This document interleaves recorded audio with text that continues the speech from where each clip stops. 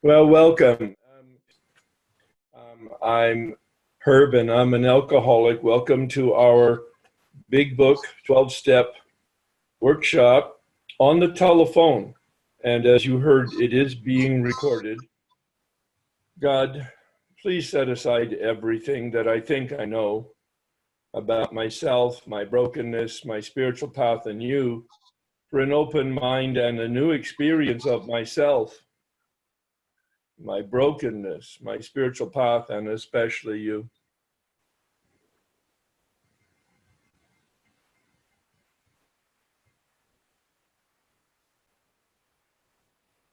Please join me in the serenity prayer. God, grant me the serenity to accept the things I cannot change, courage to change the things I can, and wisdom to know the difference. Well, thank you very much, Ellie and Joe and Claire and Julie, who you'll become acquainted with from her follow-up notes, an extraordinary team of people that are helping to support this work of carrying the message. And I'm just totally thrilled with this new development, also the technology. And bear with us as we move forward. It will actually be more worth it than you can even fantasize about or appreciate right now, quite frankly. This is the second call. If in fact you missed last call, it was recorded, and I have to insist, I have no rules, but I have to insist very strongly with a very strong suggestion that you listen to that recording, because it had an awful lot of administrative suggestions that will make this work and this phone call and this effort for this path that you're walking for the full year so much more effective in the beginning, certainly as you understand the best way to approach it and the component parts of it. There's a lot of moving parts, and I'm not planning on repeating those instructions. So you really do need to either listen to this recording from last week or listen to the one or two recordings that are on the website, depending on what's most available to you, or listen to them all just to have anything worth doing is worth overdoing. Yes, I'm an addict, I'm an alcoholic. All right. And so typically how we will start each workshop is with the set aside prayer, a moment of silence, for you to spend whatever it is you want to do in terms of committing to yourself that you're going to be present to the workshop for the next hour and a half. Many of us are task oriented and multitask habituated, and it's probably not in your best interest that you think about or do anything else other than be present, even if you're just listening. Try to listen with an open mind and an open heart. That's the invitation of the set aside prayer. An open mind and an open heart. I cannot create an open mind and an open heart on my part. That's why it's a prayer. Interestingly enough, my first set aside prayer was, God, please help me set aside. And then after I got some spiritual growth, I saw the chutzpah of that, the narcissism of that, the control and manipulation, egocentric of that. God, please let me open up my mind? I don't think so. And so the prayer that we pray from the Way of Life document is, God, please come with your crowbar and open up my mind and open up my heart in ways that I cannot access. And I may not even be willing to access. Override my unwillingness, override my darkness, override my lack of information and my lack of competence. Please intervene. That's really the essence and intention. Prayer is not about words. It's about the intention. Please be patient with yourself. We're going to go at a pace. I've been doing this workshop now since 1996. 23 years I've been doing on-the-ground workshops. The telephone workshops have been probably initiated 11 or 12 years ago. We have lots of experience with it, and I try to go at a pace in the middle road, sort of the balance. I don't go as fast as some people want me to go, and I don't go as slow as some people need me to go. It's trying to find that middle pace and be patient. Whether you're the fast person or the slow person, it's your path, and I have no rules about that. And you'll see that emerge as we move forward over the next 3 or 4 months. Different people will be at different places in the step work, and that's especially true when we get to the 4th step. It is obviously in your best interest, certainly in the first 3 steps, to stay apace with us. The way to do that is to determine what the benefit is to you. What is the value to you? When I have a benefit or a value that I have personalized rather than have it put on me from the outside, then I make time for and I make sure that I incorporate that benefit or value into my life. And sometimes we need to actually make a formal commitment in our calendar. If you keep a calendar or a schedule, make an appointment with yourself as you would as a doctor's appointment or any other important appointment for the sustenance of your very life. You'll probably need at least 2 hours extra in between workshops. My speculation is certainly in the beginning, 2 to 4 hours of listening and reading and reflecting and writing. And that's the suggestion and the experience if you want to maximize your experience with this process. Think of the dimmer switch. You'll hear it so often that you'll maybe get tired of hearing it, but it is my mental image, my metaphor for this journey. The dimmer switch, not the light switch. We're going to look at spiritual awakening today. We're going to look at spiritual experience today. What is it? What are they? How are they the same and how are they different? A spiritual experience, according to at least my knowledge and interpretation, is like the light switch. Bam, it goes on. And it lasts a long time. Bill's was 20 minutes. I've read mystics who have it last for days and weeks and months. A huge, phenomenal, overwhelming, life-changing, radical experience. Bill had that, 20 minutes, second day in the hospital. Most of us do not, and that's why he put Appendix 2 in the back of the book. In the very first printing of the big book, 1939, Step 12 read, having had a spiritual experience.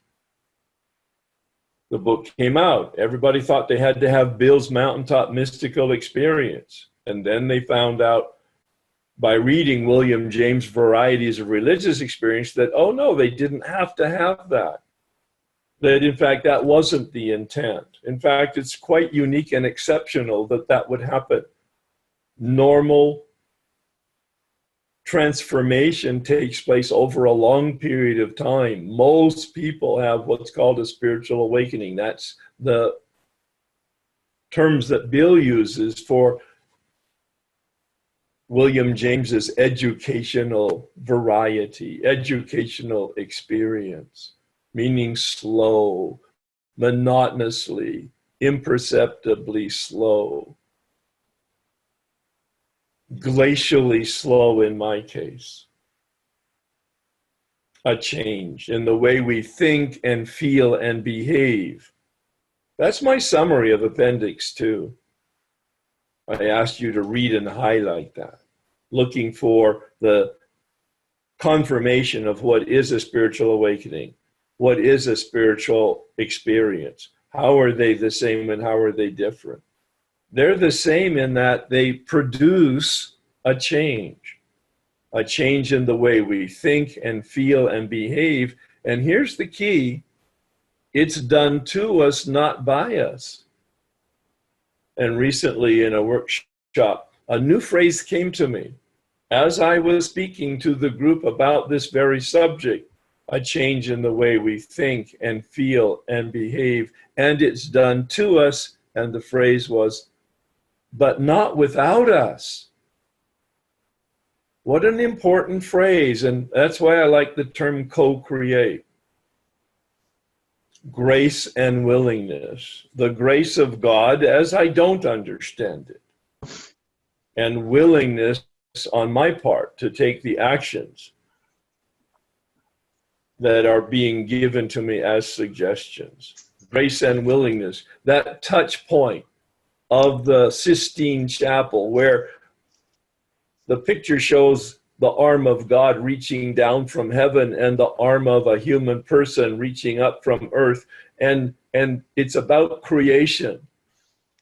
The two fingers almost touching but not touching. There's a space in between. There's where the magic happens.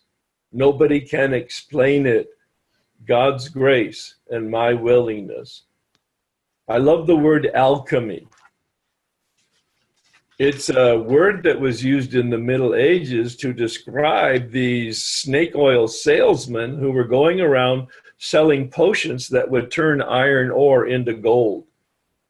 Total fake, all right? But, you know, as Barnum and Bailey said, there's a fool born every minute. There's a gullible person born every minute, and people take advantage of that. But the word itself, turning iron into gold, although it represents a falsehood, a fake formula, the word itself can really be used for what we experience here in going with this 12-step process. Listen to the 12th step: having had a spiritual awakening as the result of these steps. That's the promise. Turning the iron ore of my self-centeredness, the bedevilments that we experience in our daily life, into the gold of a spiritual awakening, a transformation, a radical change in the way we think and feel and behave. And we realize, oh, I've done an awful lot of work, steps 1 through 9. And on the other side of it, in step 10, Bill says we've entered the world of the spirit. And when I look back over my shoulder, standing for a minute, pausing back, looking at the path, yes, I did a lot of work, steps 1 through 9. In the world of mathematics, 1 plus 1 makes 2. In the world of the spirit, 1 plus 1 makes 5. I've had a change. I've done a lot of work, but the outcome of the work is disproportionately larger than my ability to contribute to it. That's my assessment. 1988 was my first spiritual awakening. I was 4 years sober. 4 years I went to a meeting every day. 4 years I called my sponsor every day. In the first year, I did the steps to the best of my ability on my own without any help. The book is in English. I read English. I'm reasonably intelligent and fairly well educated. My sponsor didn't know, and he didn't know that he didn't know, and I didn't know that he didn't know. He said, read the book and work the steps, and that's what I did. On my own, I could not decipher the instructions out of the big book on my own. And I didn't know that. And in 1988, I heard a man share in such a way, he resonated with me like a magnet drawing iron filings toward it. And I asked him to help me, a story for a different day. And he agreed. And we took 12 months to go through the step work out of the big book. And at the end of the 9th step, I became aware that I had been radically changed. I did a lot of work, but the change in me was disproportionate to my contribution to it. Organized religion did not do it. I was a monk for 7 years of silence. Organized therapy did not do it. After I came out of the monastery, I went into individual therapy and group therapy and did my graduate training to become a psychologist. That did not do it. I never became a psychologist, by the way. I did all the self-help stuff of the 60s and the 70s and the 80s, including transcendental meditation, including hypnotism, including the use of spiritual teachers, the use of LSD and cocaine and Johnny Walker Black Label and wonderful wines. I was on the path, a mad dog seeker, and I'm going to use anything to change my consciousness and to theoretically improve my consciousness.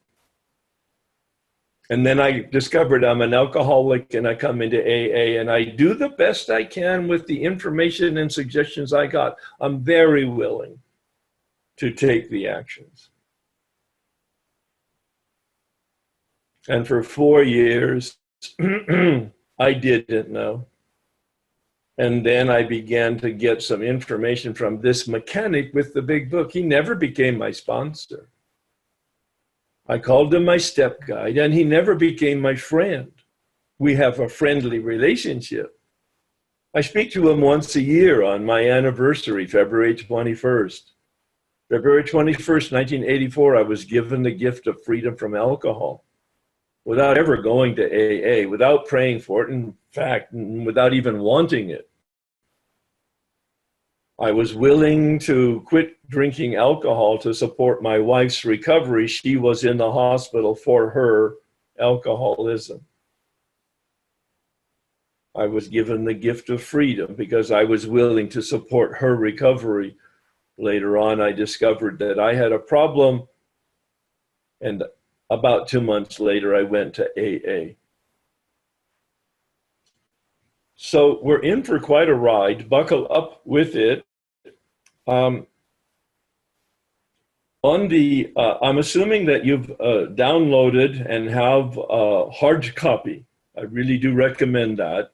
I'm kind of old-fashioned that way. If you do anything that you want, I find it very helpful to have a 3-ring binder and a hard copy of both the assignments and also the way of life document.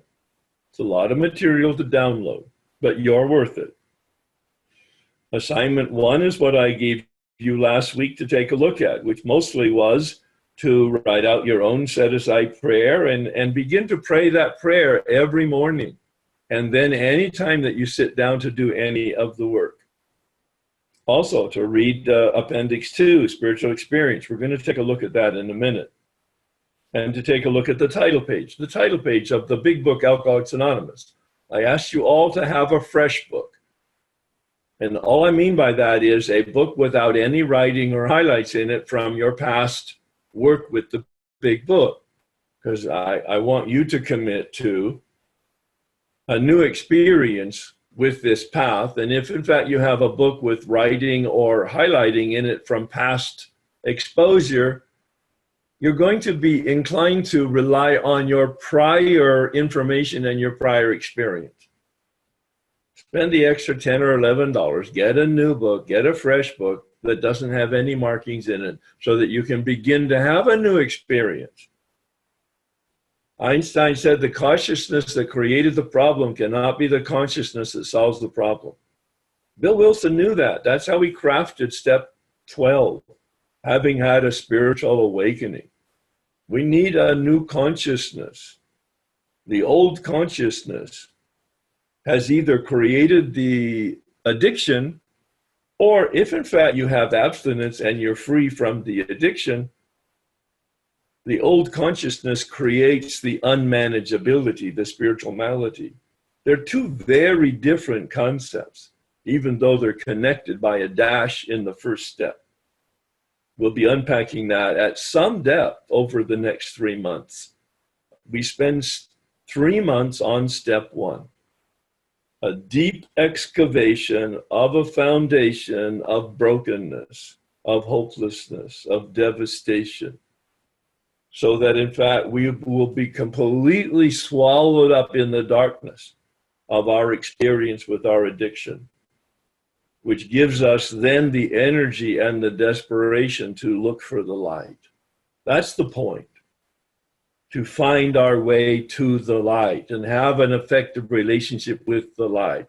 Whether you're 1 day abstinent, no day abstinent, or 40 years abstinent on this call, it doesn't make any difference. Pray the set aside. The knowledge that you have and the experience that you have is just excellent.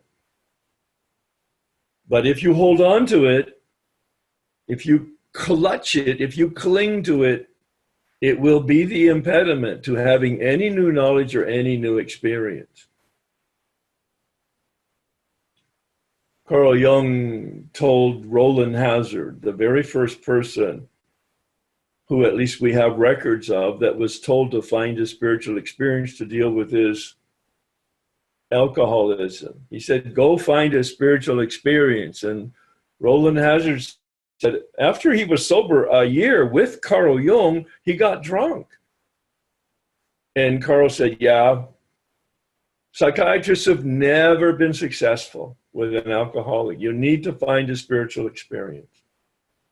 And Roland said, great, I'll go back to church. And perhaps Carl Jung said, young man, you're not listening. I didn't say church and organized religion. I said a new experience, a spiritual experience. Well, fortunately, Roland did go back to church, the Episcopal Cathedral where his parents went in New York. And in the basement of that cathedral, the Oxford group was meeting. And the Oxford group was a group, predecessor group to Alcoholics Anonymous, who had created a methodology for transformation. Their point, their goal, was the recreation of first century Christianity. Since they liked Roland, he was a social person of high respect and a multimillionaire of influence in the community. They said, we don't like alcoholics, Roland, but come in and see what this will do for you. And he worked those 6 steps and he got free from his alcohol. And he reached out to Evie Thatcher because he's another millionaire and he's having problems with alcohol, and Roland knows him. So he brings him to the Oxford group, and Evie Thatcher works those 6 steps of the Oxford group and he gets sober. And the 6th step of the Oxford group 6-step process for transformation suggests that we continue to help other people. So then Evie Thatcher reaches out to Bill, and Bill comes to the Oxford group, drinking most of the time. And in his 2nd day of hospitalization, you could read it in page 13 in the big book. He's in his 2nd day of hospitalization. Evie Thatcher shows up, takes him through formally the steps of the Oxford group, and the very next day, his 3rd day of hospitalization, on page 14, he has his mountaintop mystical experience, a spiritual experience. Well, for 6 months, he tried hard to get other people sober, and nobody got sober, and he goes to Akron. He's telling Lois that he's going to come back and he's going to give up this mission that he has of helping other people. He has misinterpreted his mystical experience. He's going back to Wall Street. And he complains, nobody got sober, Lois. For 6 months, I've been trying to get people sober. Nobody got sober. And she just says to him, Bill, you're sober. I get choked up every time I hear that, every time I say that.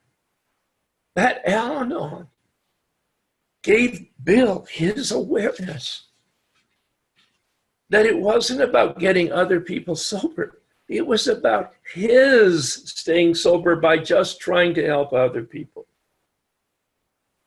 Well, he was so impressed with that, he went to Dr. Silkworth, and he mentioned that experience to Dr. Silkworth, the psychiatrist that had helped Bill in the hospital. And Dr. Silkworth said, "Yeah, that's wonderful, Bill, because for 6 months you've been preaching your hot flash." That's what he called his mystical experience. "And nobody wants to hear about spirituality. Nobody wants to hear about your hot flash. Nobody wants to hear about your spiritual experience. Talk to them about what you know about alcohol, a physical allergy, and a mental obsession, a problem with the body and a problem with the mind. It's not moral, it's not willpower, it's not information. Talk to them about that." That's what Bill was armed with when he went to Akron to see Dr. Smith.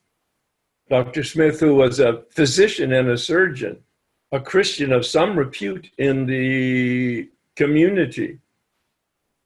And he was already a member of the Oxford group. Dr. Smith went to the Oxford group meetings with Anne every week.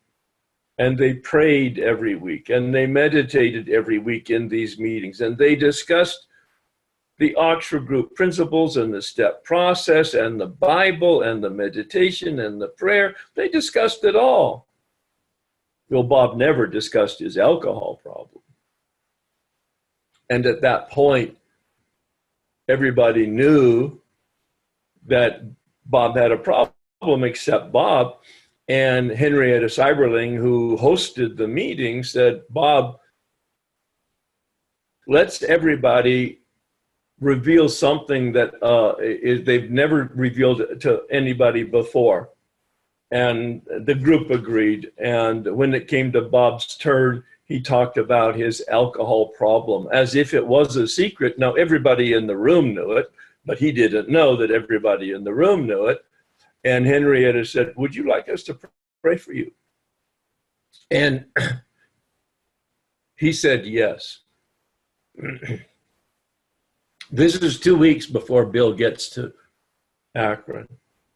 And they got on their knees and they prayed for Bob and they prayed for his healing. So when Bill's in the Mayflower Hotel and he's thinking about drinking, but he's also reminded about his experience with the 6 steps, he thinks about reaching out to try to help somebody else. And he calls Henrietta Seiberling at the suggestion of one of the ministers that he had called. And he says to Henrietta, he said, "I'm a drunk from New York and I'm in the Oxford group and I'm looking for somebody to help. Is there somebody in the Oxford group that you know of that needs help?" And Henrietta says, "We've been waiting for you." Can you imagine the faith of the people there in that Akron group, where they heard Bob say that he had a problem and they prayed for his healing? And then with all the hope and the expectancy, we're not surprised when Bill called. And Dr. Bob made an appointment with Bill to see him for 15 minutes. And because Bill, based on Silkworth's suggestion of talking about alcohol and alcohol problem, Bill talked about the physical allergy and the darkness of losing control. He talked about the mental obsession and the darkness of stopping, but not being able to stay stopped. And Bob sat there with him for 5 hours. And so the big book on spiritual awakening, it's on page 567. It says it's a personality change sufficient to bring about recovery. The nature of a sudden and spectacular upheaval. See, this is like the light switch in contrast to the dimmer switch. He says it's a sudden revolutionary change, an immediate and overwhelming God consciousness, followed at once by a vast change in feeling and outlook. Well, that's what Bill had, that mystical mountaintop experience. But because he had put spiritual experience in the 12th step in 1939, he saw most people don't have that.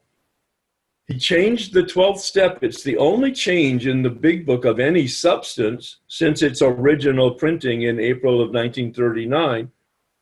In 1941, the second printing of the big book, the 12th step reflected that change, which was having had a spiritual awakening. He changed it from having had a spiritual experience, that mountaintop mystical that he had, because he knew it wasn't relevant for most people. Most of us will have a spiritual, or have had, in fact, a spiritual awakening, which is a profound alteration in my reaction to life and a change that could hardly have been brought about by myself alone. I'm reading the highlights from the big book on page 567. I love the phrase at the end of the page and that follows over onto the next page. He says, unsuspected inner resource. Unsuspected inner resource. Unsuspected. I don't know where God is. I don't know where the power is. And I'm looking and I'm looking and I'm looking. And I'm 48 years old and I'm 4 years sober and I still don't know. And I still not have found it. I pride myself on being a seeker, and I think that's the badge of courage. Well, being a seeker is in fact wonderful, but being a finder is much more wonderful. And in 1988, because of this work, at the end of the process, after I completed my 9th step, I had a spiritual awakening, that profound and radical change in my outlook and my feeling and my behavior. And I was converted from a seeker to a finder. And the really good news is that I found light. And the really good news is it's infinite light. And the really good news is it's a dimmer switch that goes up. As long as I stay gently pressed up against it, the dimmer switch goes up and there's more light. And every day there's more light. And every day there's more light. And every day there's more light. With more light, you can see more. That's the good news. Now, the other side of that is with more light, you can see more. And that's the bad news. And you'll really appreciate that when we get to the 4th step. No matter how rigorous you've been, how diligent you've been, how informed you have been, how careful you have been. In this process, going through this step 4 again, especially embracing the set-aside prayer, you will see more shadows, you will see more darkness. And the good news there is that we have a cancer of the soul. That's what an Oxford group called it. And they called this divine therapy. They called this divine surgery, the intervention of a power other than ourselves that cuts out the cancer in our soul and allows us to live a life of ease and comfort rather than restless, irritable, and discontent. Most of us think this awareness of a power greater than ourselves is the essence of a spiritual experience. Carl Jung said to Roland Hazard, find a spiritual experience. He wrote a letter to Bill Wilson in 1961 and said, most alcoholics, most addicts are uniquely spiritual people. They have this deep hunger, this deep thirst for the spirit with a capital S, and they get distracted by spirits with a small s. And I hope that brings a smile to your face, because it's a wonderful play on words. He captures it at the end of the letter in a Latin phrase, spiritus contra spiritum. The spirit with a capital S is the antidote to spirits with a small s. Spiritus contra spiritum. The spirit, capital S, a power other than ourselves, is the antidote to spirits, the small s. Whether those spirits, in fact, in your life today, is your addiction or your addiction du jour, because it does morph if we don't treat it. It's a cancer of the soul, especially as articulated in unmanageability, the spiritual malady. And Bill says we have a daily reprieve, that we're not cured. Although we are recovered, very clear on the title page of the big book, which we'll look at next week. The second title page. The first title page only has 2 words, Alcoholics Anonymous. The second title page has a few more words, and I'd like you to take a look at that and read the title page of the big book. Yeah. I'm a big book literalist and fundamentalist. Each page has some information for us. Each page has some revelation for us. Most emphatically, we wish to say that any alcoholic capable of honestly facing his problems, honestly, rigorous honesty is the key. I up the burner on it. I add a major adrenaline shot to that. Radical honesty, coming from the Latin word radix, at the root. In the light of our experience can recover, provided he does not close his mind to all spiritual concepts. That's my prayer for you, that you embrace the set-aside attitude. It can only be defeated by an attitude of intolerance and belligerent denial. Willingness, honesty, and open-mindedness are the essentials of recovery, and they are indispensable. There is a principle which is a bar against all information, which is proof against all arguments, and which cannot fail to keep a person in everlasting ignorance. That principle is contempt prior to investigation, or prejudice, or a sense of righteousness, or a sense of already knowing. At 10 years of sobriety, a story for a different day, at 10 years of sobriety, having had 2 prior spiritual awakenings, 1988 and 1991, at 10 years of sobriety, 1994, I discovered through this process, especially the set-aside process, and a brand new creative approach to step 2, that my concept of God was the very impediment to my relationship with the mystery. My concept, given to be my religious tradition and my family of origin and my whole educational development, my concept of God was the very impediment to my relationship with the mystery. And at 10 years sober, I had a new experience with steps 2 and 3 because of the set-aside attitude and a form of the set-aside prayer. Remarkable, remarkable. That's why I do what I do. So we've looked at assignment 1, appendix 2, anonymous in the big book of Alcoholics Anonymous on the title page. Very simple, comes from the Greek word onoma, O-N-O-M-A, onoma.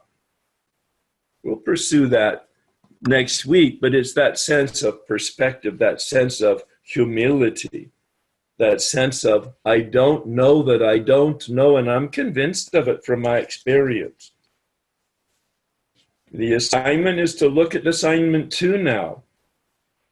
I'm going to take a very careful look at it because it has a couple points in it. Number 1, it says over the next 4 weeks, read and entertain, hold some questions. Read and hold the questions. Don't answer the questions. Consider the question mark a stop sign. Stop. Ask yourself the question.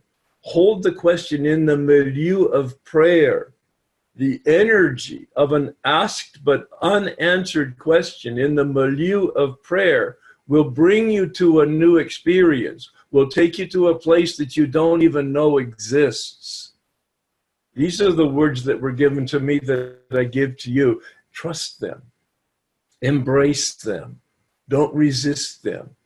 Be willing to have your defenses removed and be undefended with regard to these suggestions. Is this work what I really want to do at this time? I suggested that we put these questions on a 3x5 card and use it as a bookmark while I'm reading the title page up to the doctor's opinion, the title page up to the doctor's opinion. Not reading the doctor's opinion, up to but not including the doctor's opinion. It's the prefaces. Who reads prefaces and forwards? We do. because it's in the big book, a book that is a textbook. And I want to follow the precise direction so that I can have the precise promise, a spiritual awakening. Ask yourself the question, is this what I want to do at this time? And why? Am I willing to go to any lengths? And what does that mean? In what areas am I being dishonest with myself and others? The item number 2 here is to look at step 11. Yeah, we just looked at step 12, spiritual awakening. Now we're going to look at step 11. Yes, we're doing the steps backwards for a minute. Just for a minute. The next several workshops, we'll be looking at step 12. We'll be looking at step 11. We'll be looking at step 10 in that order, so that we have these spiritual tools that Bill has given us as a way of life, as lenses through which we can approach powerless. We will have the lens of power and the tools of power to approach powerlessness so that we can have a new experience. And go then to the second item of the assignment 2, which is to look up the word meditation and read pages 85 to 88 and highlight that in terms of attempting to understand the instructions in the big book. And I will go over those, not superficially, but not as deeply as we will some other time, but a sufficient amount so that I'll either refresh or revise your approach to meditation to make it effective for use in your quiet time. My expectation for you, other than my hope for you to have the spiritual awakening, which I know will happen if you stay with us and you finish the first 9 steps, my expectation is that when you in fact finish this workshop, that you will, in your way, in your own special, unique way, as unique as your own personal fingerprint. There's never been a fingerprint like yours. There currently isn't a fingerprint like yours. There never will be a fingerprint like yours. You are unique in that sense, and you have a particular gift. I don't know what it is. Maybe you do. And if you do, I'll bet that it'll be expanded and developed and deepened in terms of your appreciation of what your gift is. But each of us has a gift to help somebody else. And that's my hope and that's my expectation. That at the end of this process, a year from now or whenever it is, it'll maybe even longer than that, that you will be willing to reach out and help somebody else with the gifts that you have so that they can have their suffering reduced and their vision of the light improved, so that they can, in fact, have the experience that you're going to have, an awakening, a broad change in the way you think and feel and behave. It will be done to you, not by you, but it won't be done without you. I use the word co-create. I think I mentioned that. I love that word, co-create. God's grace and my willingness. Co-creating something very special. A new way of life, Bill calls it. A way to walk a spiritual path. Are we human beings seeking a spiritual experience, or are we spiritual beings seeking a human experience? I've thought about it very seriously. It's a really, really deep and profound and wonderful question. Am I a human being seeking a spiritual experience, or am I a spiritual being seeking a human experience? Yes. Yes, I am. Both. Yes. That's exactly the nature of us. And fortunately, the 12-step process is built specifically for us as human beings, not just as addicts. Of course, it is built for us for that reason, to deal with our addiction. But Bill Wilson, in that very first preface, once we get to it, we'll highlight that. In the very first preface to the very first printing of the Big Book, 1939, in the very first paragraph of the foreword to that printing, the last line, our way of living may have its advantages for all human beings. not just alcoholics, not just the Al-Anon, not just everybody in a 12-step program, but all human beings.